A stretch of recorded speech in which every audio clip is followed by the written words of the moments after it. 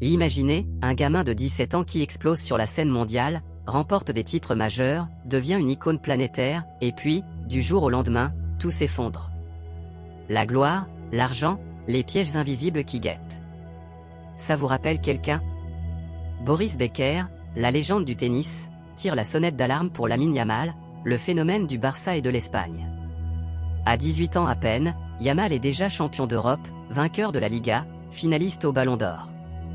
Mais Becker, qui a vécu le même tourbillon à 17 ans en remportant Wimbledon, prévient, ça me rappelle le jeune Boris Becker. Dans cette vidéo, on plonge au cœur de l'interview explosive de Becker sur Talksport, on décortique les risques de la célébrité précoce, et on vous donne des conseils pour que des talents comme Yamal ne sombrent pas. Accrochez-vous, c'est du lourd.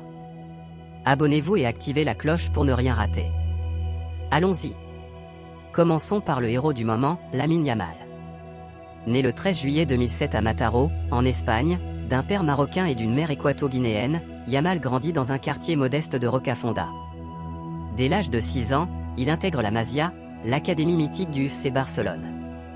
Imaginez un gosse qui dribble comme un magicien, avec une vision du jeu qui défie l'âge. À 15 ans, il fait ses débuts en Liga avec le Barça, devenant le plus jeune joueur du club en championnat. Boum! L'ascension est fulgurante. En 2024, Yamal explose, il remporte la Liga avec le Barça, marque des buts décisifs, et porte l'Espagne à la victoire à l'Euro 2024. Souvenez-vous de ce but légendaire contre la France en demi-finale, une frappe enroulée du pied gauche qui laisse Mike Maignan scotché. À 16 ans et 362 jours, il devient le plus jeune buteur de l'histoire de l'Euro. Et ce n'est pas tout, il est nommé meilleur jeune joueur du tournoi. Puis, en club, il enchaîne les masterclass, comme ce match contre le Real Madrid où il humilie la défense adverse.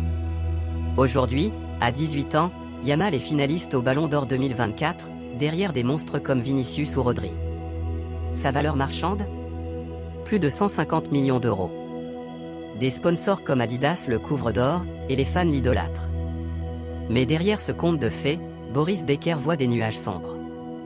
Dans son interview sur Talksport, diffusée le 24 septembre 2025, Becker dit « Yamal est formidable, il gagne tout, c'est le meilleur jeune joueur du monde. » Mais il ajoute « Ça me rappelle le jeune Boris Becker à 17 ans. » Et là, les alarmes sonnent. Pourquoi? Parce que Becker sait de quoi il parle.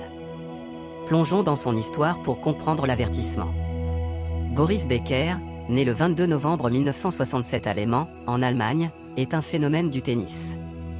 À 17 ans, en 1985, il remporte Wimbledon, le tournoi le plus prestigieux du monde, en battant Kevin Durant en finale. Imaginez, un ado roux, avec un service canon et un mental d'acier, qui devient le plus jeune vainqueur de l'histoire du Grand Chelem masculin. C'était inédit. Becker enchaîne 3 Wimbledon, 1985, 1986, 1989, 2 Open d'Australie, 1991, 1996, un US Open, 1989, 49 titres en simple, 15 en double, une médaille d'or olympique en double en 1992, et 2 Coupes Davis avec l'Allemagne. Dans l'interview Talksport, Becker se remémore « J'étais le plus jeune champion de Wimbledon de tous les temps. » À 17 ans. Il décrit ce tremendo performance qui l'a propulsé au sommet.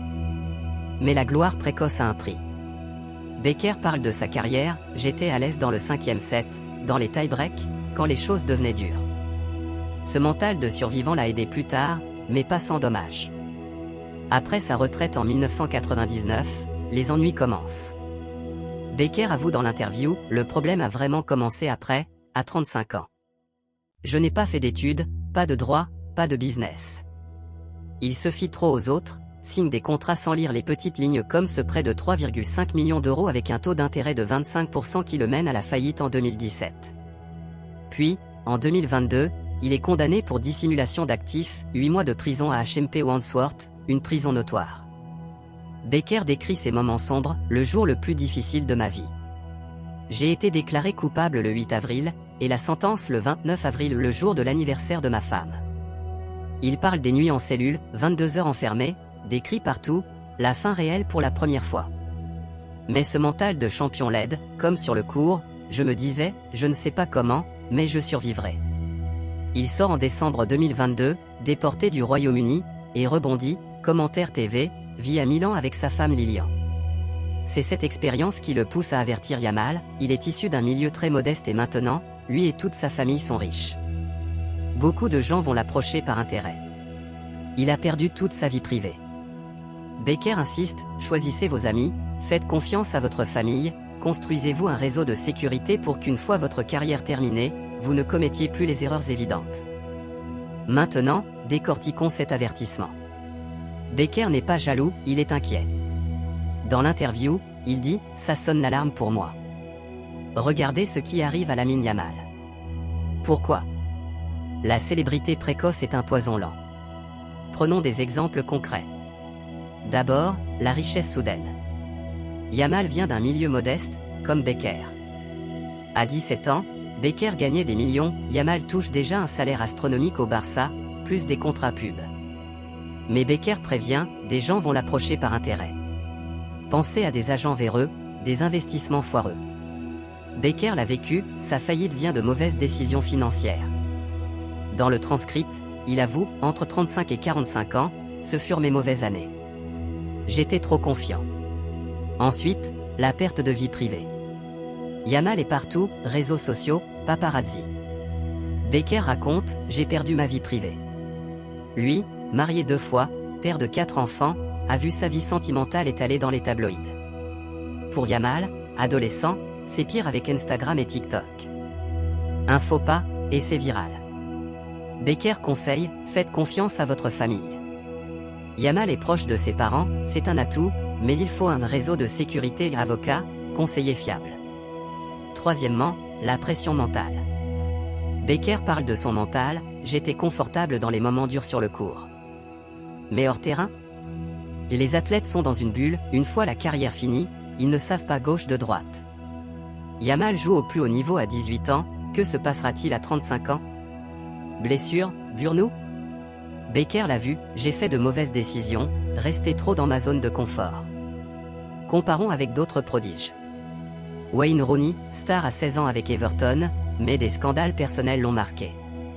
Freddie Adu, phénomène à 14 ans en MLS, mais carrière ruinée par la pression. Ou en tennis, Jennifer Capriati, numéro 1 à 14 ans, puis dépression et drogue. Becker cite son idole Björn Borg, retraité à 26 ans par burn-out.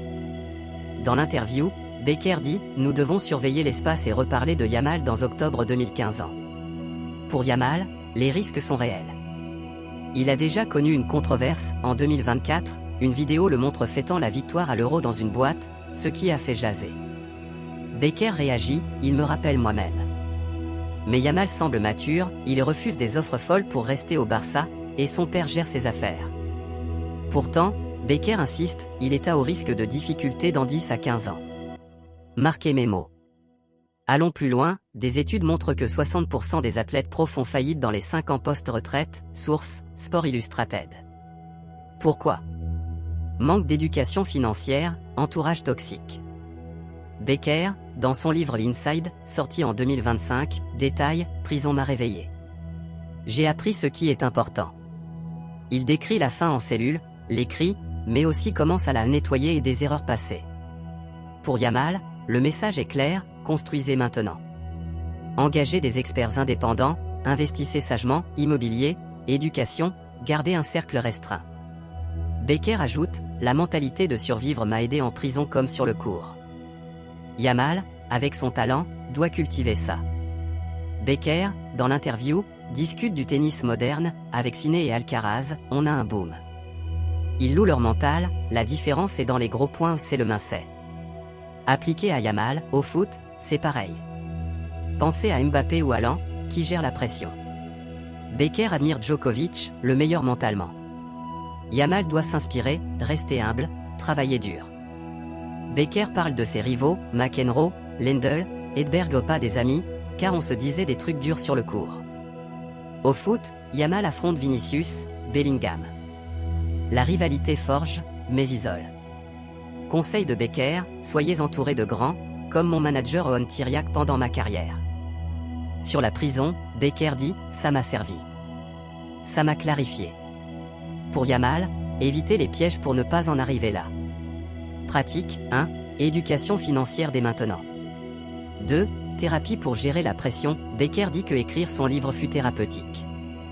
3. Diversifié, Becker fait du commentaire TV, Yamal pourrait investir dans le sport ou la mode.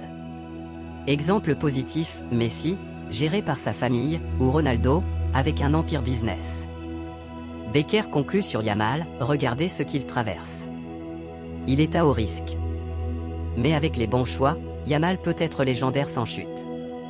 En résumé, l'avertissement de Becker à Yamal est un cri du cœur, gloire précoce égale danger. Basé sur son interview Talksport, on voit les parallèles, ascension fulgurante, risque financier, perte de privacy. Yamal, écoute ça.